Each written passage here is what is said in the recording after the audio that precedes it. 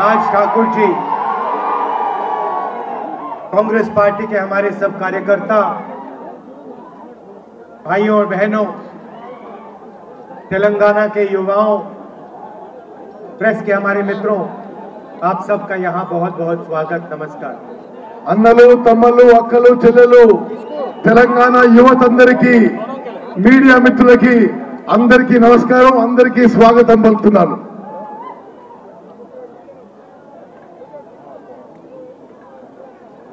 मुझे तेलंगाना आकर बहुत खुशी होती है। నాకు తెలంగాణ వస్తే ఎంతో సంతోషంగా ఉందని చెప్పి నేను మనవి చేస్తున్నాను। क्योंकि मेरा तेलंगाना से जो रिश्ता है वो राजनीतिक रिश्ता नहीं है। నాకు తెలంగాణతో ఉన్న సంబంధం రాజకీయ సంబంధం కాదు అని చెప్పి నేను మనవి చేస్తున్నాను। मोहब्बत का और पारिवारिक रिश्ता है। ప్రేమ ఒక కుటుంబంతో ఉన్న అనుబంధం మీ అందరితో నాకు ఉందని చెప్పి మనవి చేస్తున్నాను। और ये रिश्ता मेरे से पहले आपका रिश्ता राजीव जी के साथ था, इंदिरा जी के साथ था और नेहरू जी के साथ था। ఈ బంధం ఈ అనుబంధం నాకంటే ముందు నెహ్రూ గారితో, ఇందిరమ్మతో, రాజీవ్ గాంధీ గారితో ఈ బంధం అనుబంధం అని చెప్పి నేను మనవి చేస్తున్నాను। मुझे याद है जब कांग्रेस पार्टी ने तेलंगाना की जनता के साथ तेलंगाना का वायदा किया था। నాకు గుర్తున్నది తెలంగాణ ప్రజలకి తెలంగాణ రాష్ట్రం ఇచ్చిన హామీ కాంగ్రెస్ పార్టీ మీకు ఇచ్చిన విషయం కూడా నాకు గుర్తున్నది। 2004 में कांग्रेस पार्टी ने तेलंगाना के लोगों से कहा था कि हम तेलंगाना बनाने के बारे में सोच रहे हैं। 2004లో తెలంగాణ ఏర్పాటు చేసే ఆలోచన చేస్తుందని చెప్పి కాంగ్రెస్ పార్టీ ప్రకటన చేసింది। और फिर सोनिया गांधी जी ने तेलंगाना का निर्णय लिया। ఆ తర్వాత గౌరవనీయులు సోనియా గాంధీ గారు తెలంగాణ రాష్ట్రం ఏర్పాటు చేయాలని నిర్ణయం తీసుకున్నారు। मैंने आपसे कहा कि रिश्ता राजनीतिक नहीं है, रिश्ता मोहब्बत का है, पारिवारिक है।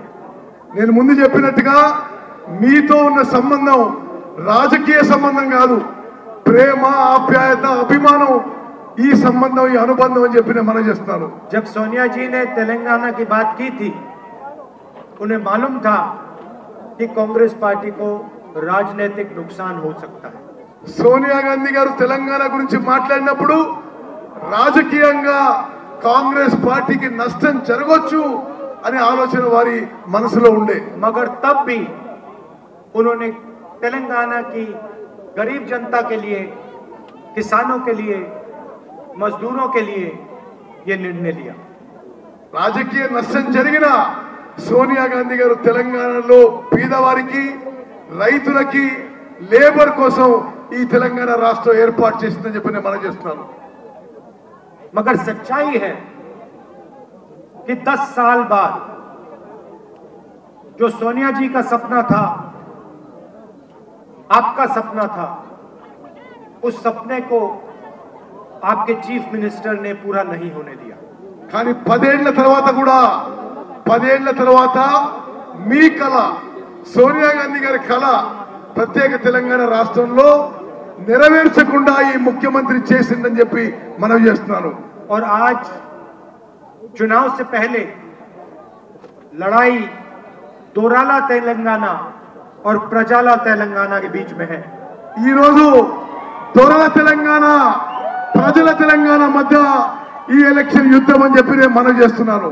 एक तरफ आपके चीफ मिनिस्टर और उनका परिवार, ఒక సైడ్ ఏమో ముఖ్యమంత్రి, ఆయన కుటుంబ సభ్యులు, उनका परिवार सरकार के सबसे जरूरी डिपार्टमेंट्स कंट्रोल करता है। ఆయన కుటుంబ సభ్యులు ప్రభుత్వంలో ఉన్న ముఖ్యమైన శాఖలని డిపార్ట్మెంట్ని కంట్రోల్ చేస్తున్నాయి, వారి ఆధీనంలో పెట్టుకున్నాయి। चाहे वो जमीन हो, रेत हो, शराब हो, चीफ मिनिस्टर का परिवार इन चीजों को तेलंगाना में कंट्रोल करता है। ముఖ్యమైన శాఖలు భూముల విషయంలో గాని వేరే విషయాల్లో గాని ముఖ్యమంత్రి కుటుంబం వారి ఆధీనంలో ఉంచుకుంటున్నారు। और वो काम चीफ मिनिस्टर जैसे नहीं, राजा जैसे करते हैं। ఒక ముఖ్యమంత్రిలా కాదు, ఈయన ఒక రాజాగా వ్యవహరిస్తుందని చెప్పి నేను మనం చేస్తున్నాను। कलेश्वरम के बारे में आपको मालूम है?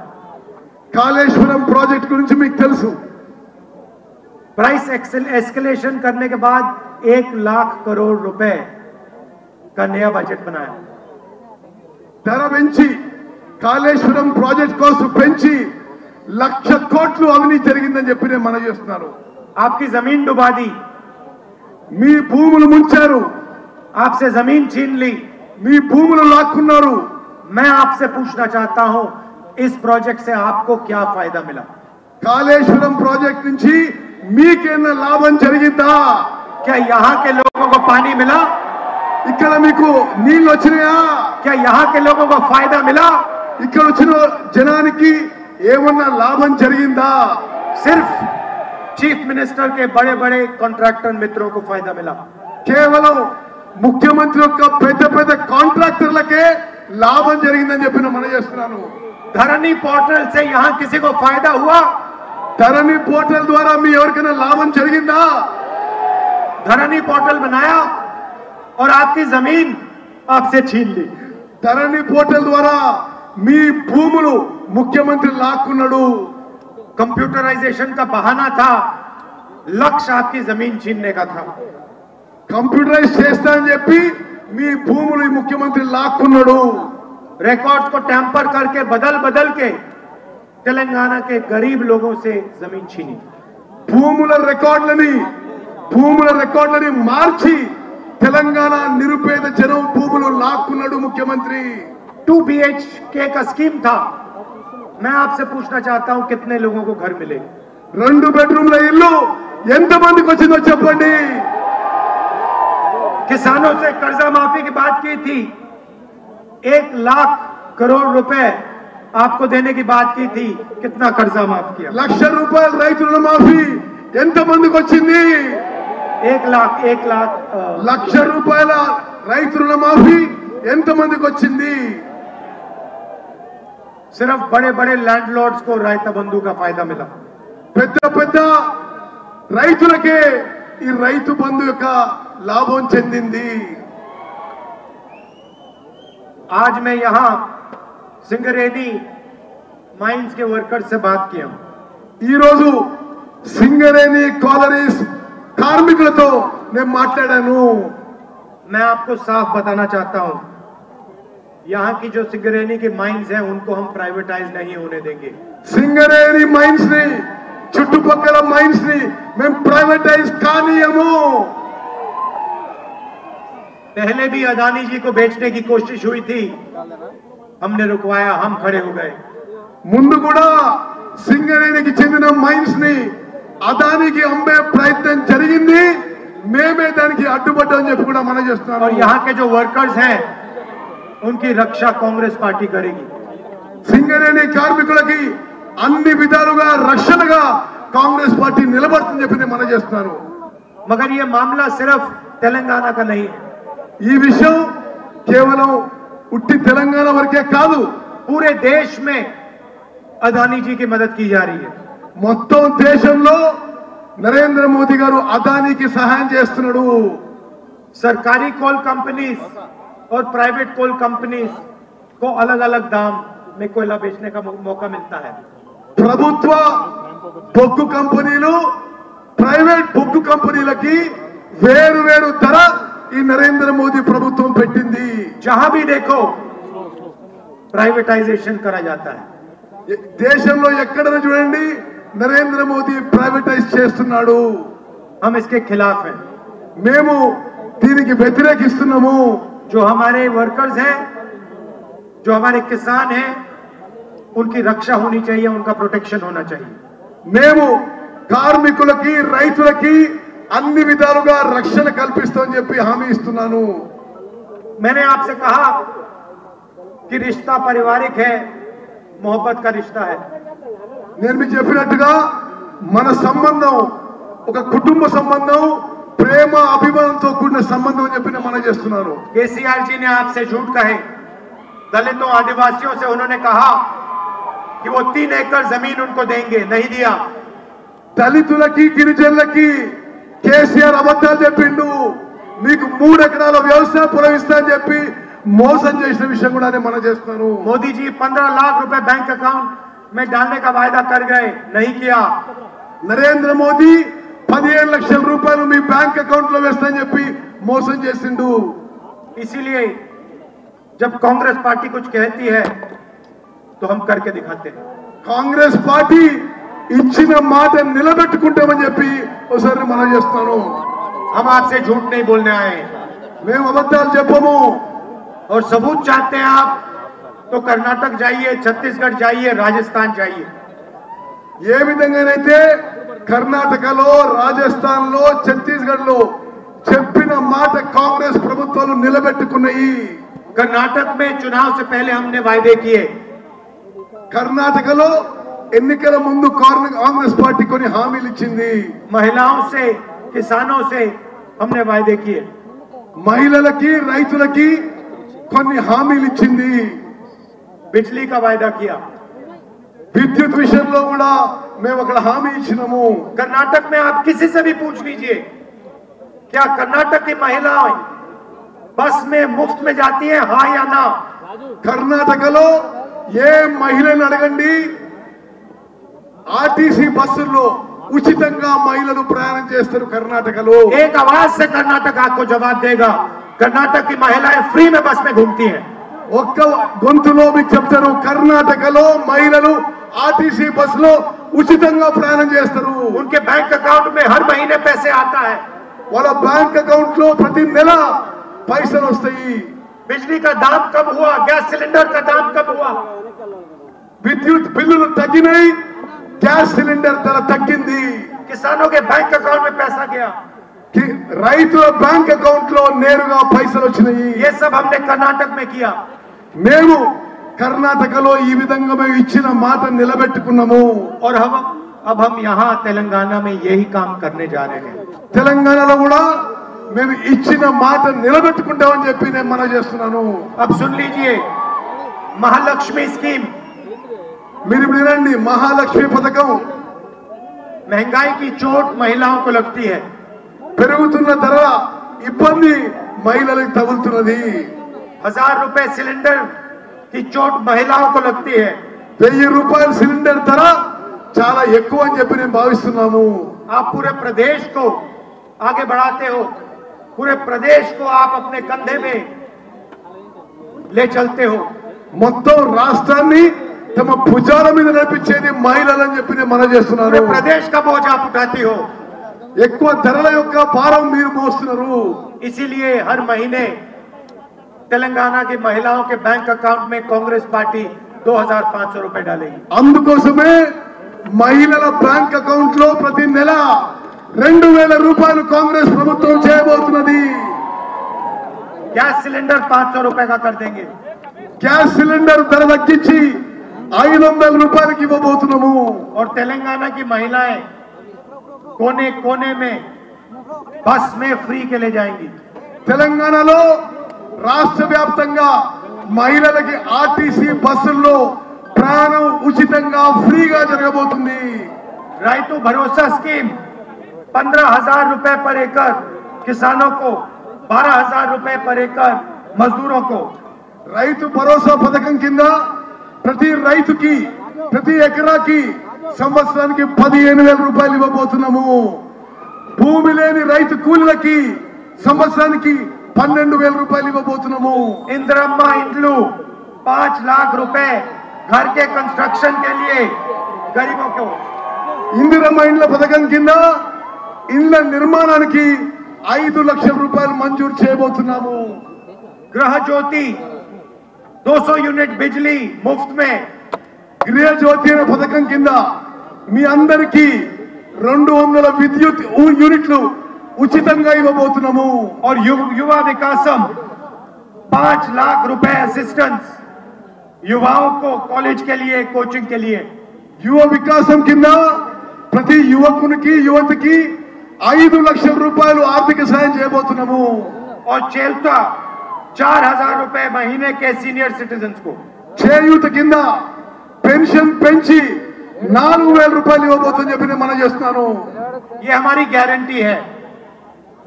ఇది నేను ఇస్తున్న గ్యారంటీలు మీకని చెప్పి నేను మనం చేస్తున్నాను. चुनाव के बाद पहली कैबिनेट मीटिंग में ये हमारी गारंटी को हम कानून बना देंगे. ఎన్నికల తర్వాత మొదటి కాంగ్రెస్ పార్టీ కేబినెట్ మీటింగ్ లో ఈ గ్యారంటీలన్నీ అమలు చేయబోతున్నాము. मैं आपको बता रहा हूं 2 दिन नहीं लगेंगे, पहले दिन हो जाएगा. నేను మీకు మాటిస్తున్నా, ఇచ్చిన గ్యారంటీలు మొదటి రోజే చేయబోతున్నాము. कर्नाटक में भी हमने कहा था, वहां पे विपक्ष ने कहा ये काम किया नहीं जा सकता, 1 दिन के अंदर हमने कर दिया. కర్ణాటకలో నేను చెప్పిన అక్కడ ప్రతిపక్షాలు మీరు చేయలేరన్నారు, మేము ఒకే ఒక రోజులో కర్ణాటకలో కూడా అమలు చేసినాము. आपके चीफ मिनिस्टर कहते हैं इन स्कीम्स के लिए पैसा नहीं है. మీ ముఖ్యమంత్రి కేసీఆర్ ఈ స్కీమ్లకి పైసలు లేవు అంటాడు. केसीआर जी आपकी सरकार नहीं होगी, जनता की सरकार होगी. కేసీఆర్ గారు ఇక మీ ప్రభుత్వం ఉండదు, ప్రజల ప్రభుత్వం ఉందని చెప్పి నేను మనం చేస్తున్నా. जो आपके जेब में आज जा रहा है वो निकाल कर हम जनता को देने वाले हैं. ఈ రోజు మీరైతే జేబులు నింపుకుంటారో కేసీఆర్ గారు, ఆ పైసలు ప్రజల్లోకి పోతాయని చెప్పి నేను మనం చేస్తున్నాను. 1 दिन में काम शुरू हो जाएगा. గవర్నమెంట్ వచ్చిన మొదటి రోజులోనే పని మొదలవుతుంది. आपसे मैं 2 और चीजें कहना चाहता हूं. ఇంకో 2 విషయాలు మీకు మనం చేస్తాను. पहली बात, बीआरएस, बीजेपी और एमआईएम एक दूसरे की मदद करते हैं. టిఆర్ఎస్, బీజేపీ, ఎంఐఎం 3 కూడా కలిసి ఉన్నాయని చెప్పి నేను మనం చేస్తున్నాను. बीजेपी को वोट देना, एमआईएम को वोट देना, इसका मतलब है कि बीआरएस को मदद करना. మీరు బీజేపీకి ఎంఐఎంకి ఓటేసినా అది టిఆర్ఎస్ ఓటేసినట్లే అని చెప్పి నేను మనం చేస్తున్నాను. आप देखिए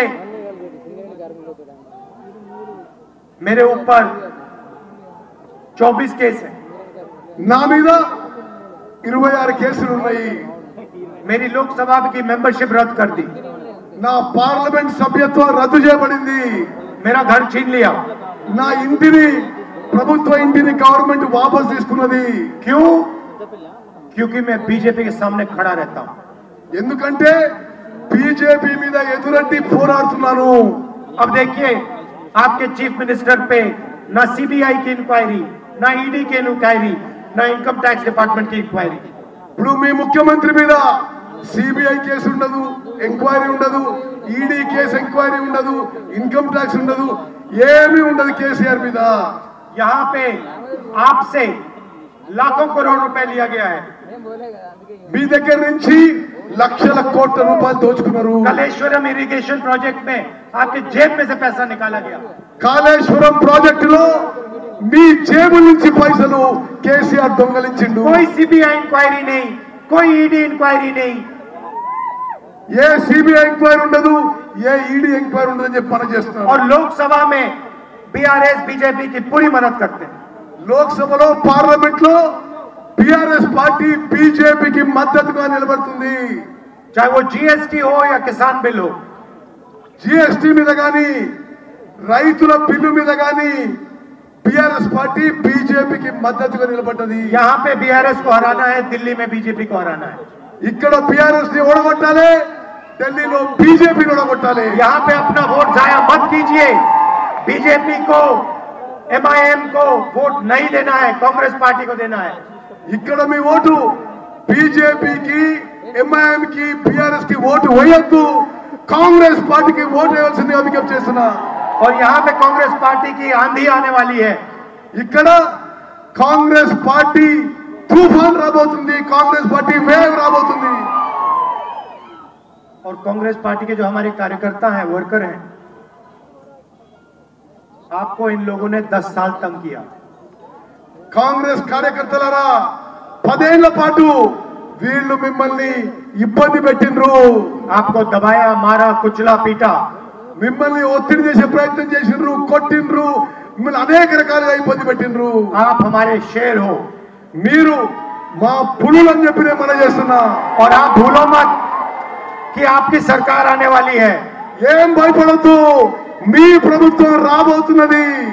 ये तेलंगाना की जनता की सरकार होगी, मगर ये कांग्रेस पार्टी के कार्यकर्ता की भी सरकार होगी।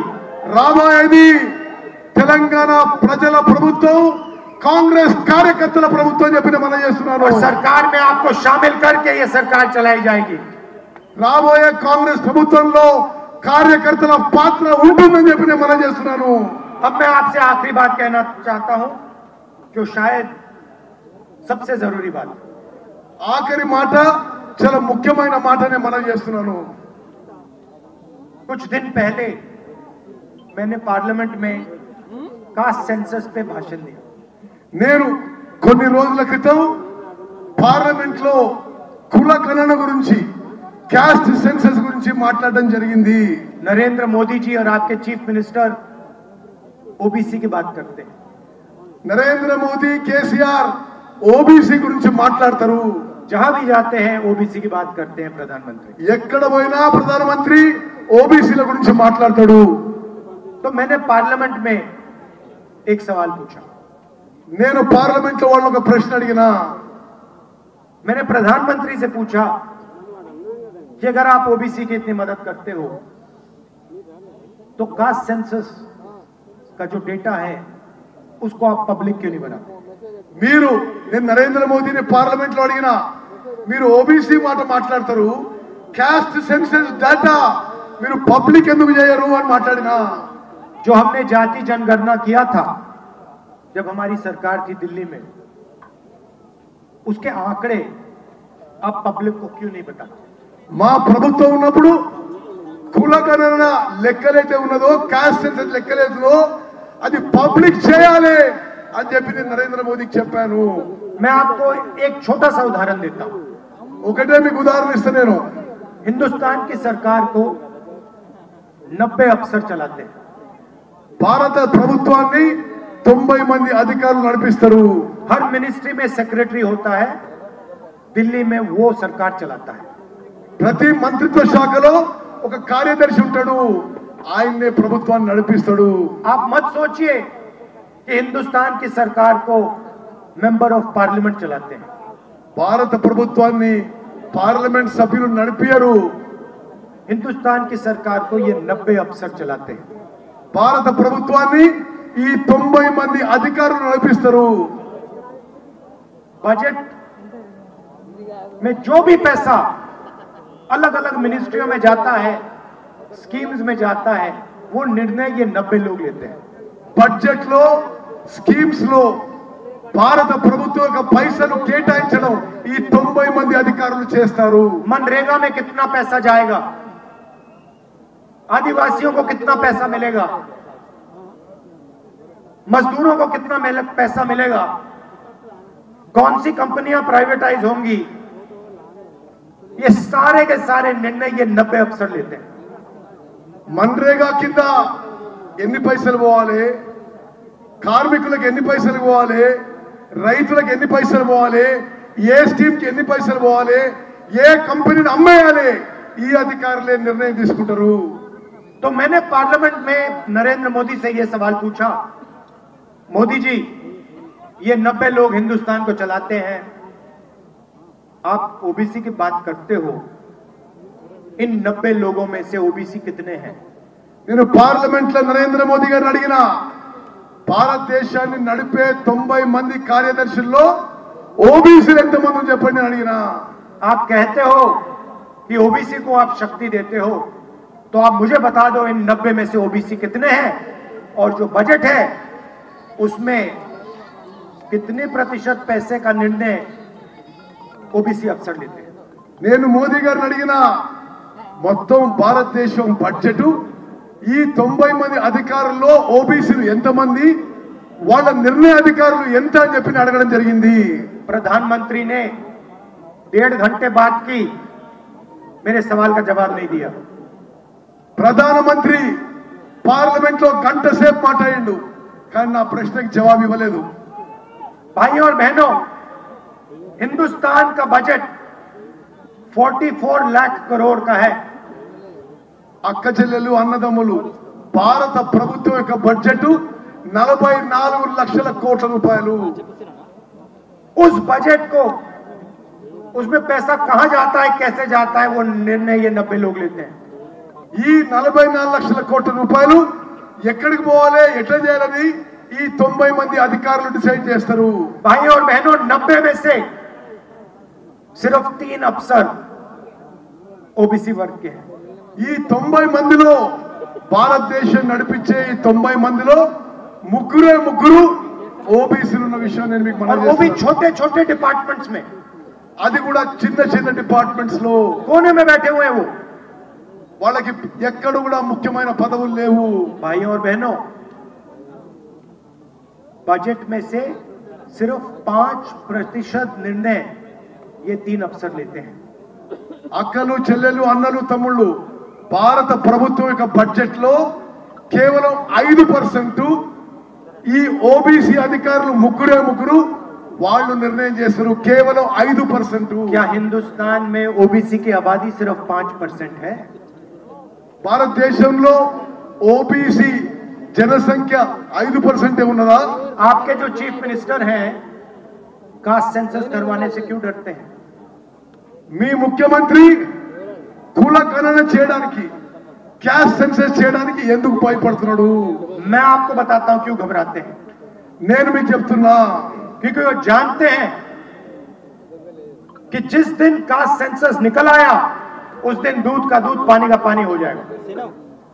ఎప్పుడైతే క్యాస్ట్ సెన్సస్ అవుతుందో స్పష్టంగా ఏ కులానికి ఎంత సంఖ్య వస్తుందో తేలిపోతుందని చెప్పి కేసీఆర్ క్యాస్ట్ సెన్సస్ చేయడం లేదు. तेलंगाना के लोगों को बात समझ आ जाएगी कि तेलंगाना के बजट को कौन कंट्रोल करता है, पैसा कौन इस्तेमाल करता है, पैसा कहां जाता है और कहां आता है। తెలంగాణ ప్రజలకి స్పష్టంగా అర్థమవుతుంది తెలంగాణ ప్రజల డబ్బు ఎవరు ఉపయోగిస్తున్నారు, ఎటు పోతుంది, ఏడ ఖర్చు పెడుతుందని చెప్పి క్యాస్ట్ సెన్సస్ అయితే జరుగుతుందని చెప్పి నేను మనం इसीलिए आपके चीफ मिनिस्टर यहां और नरेंद्र मोदी वहां कास्ट सेंसस नहीं करवाना चाहते। అందుకోసమే ఇక్కడ మీ ముఖ్యమంత్రి, అక్కడ నరేంద్ర మోదీ క్యాస్ట్ సెన్సస్ చేయడం లేదు. और मैं आपको बता रहा हूं, जैसे हमारी यहां सरकार आएगी तेलंगाना में, कास्ट सेंसस का यहां काम शुरू हो जाएगा। తెలంగాణలో కాంగ్రెస్ ప్రభుత్వం రాగానే క్యాస్ట్ సెన్సస్ పని మొదలు పెడతాము. और जो तेलंगाना का सच्चा सपना है, उस पर काम शुरू हो जाएगा। తెలంగాణ నిజమైన ప్రగతి మేము మొదలు పెడతాము. और यही काम हम हिंदुस्तान में भी करेंगे। ఢిల్లీలో ప్రభుత్వం రాగానే ఇదే పని అక్కడ కూడా మొదలు పెడతాము. चुनाव का समय है। मैं अब यहां काफी घूमा हूं।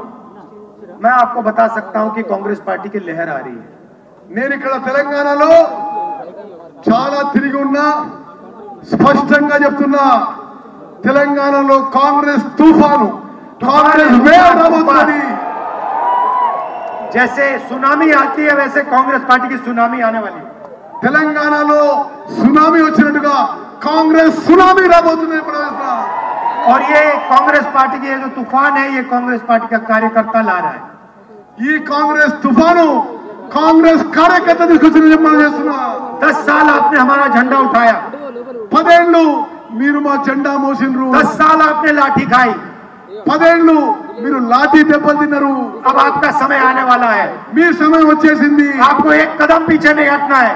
ఒక్క అడుగు కూడా ముందుకేయొద్దు, వెనకకే. जो कांग्रेस पार्टी के और तेलंगाना की सच्चाई है, आप तेलंगाना की जनता को, युवाओं को, माताओं को, बहनों को बताओ। ఈ విషయం, ఈ నిజం తెలంగాణలో కాంగ్రెస్ తల్లులకి, యువకులకి మీరందరూ చెప్పాలి. आप बताओ कि तेलंगाना को आपके चीफ मिनिस्टर ने लूटा है।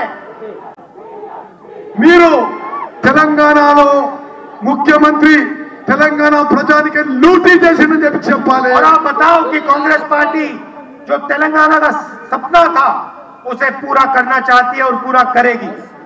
తెలంగాణలో మీ స్వప్నం కాంగ్రెస్ పార్టీ పూర్తి చేస్తుంది, మీ కళ పూర్తి చేస్తుందని చెప్పి మనం చేస్తున్నాను. आप सब यहाँ आए, शाम का समय है, दूर दूर से आए हैं, इसके लिए दिल से आपको बहुत बहुत धन्यवाद.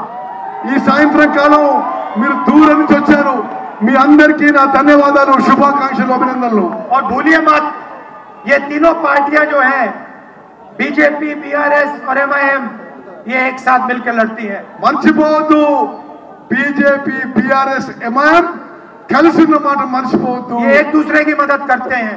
ఒకరికొకరు సాయం చేసుకుంటారు. हमारी विचारधारा की लड़ाई है,